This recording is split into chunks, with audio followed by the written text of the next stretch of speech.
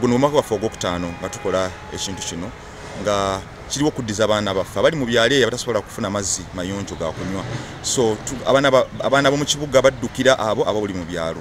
Basula emitwalo 2 ku mitwalo egyo ebiri kugirako t-shirt, entrance fee n'amazzi ge banywa kolo lunaku. Ezo sente ze tukuŋŋaanyiza tuziwa abaana ab'omu byalo abo. Omwaka ogwaggwa twawa abaana b'e Buyende tanks. Guno omwaka tugenda mu West Nile tugenda okudonatinga.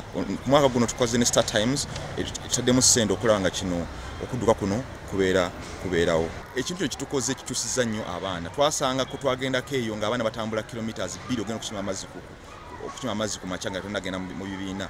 So wetwabaleetera amazzi kyakendezaako ebiseera bamala nga bagenda okukima amazzi. Kati amazzi bagasanga mu ssomero.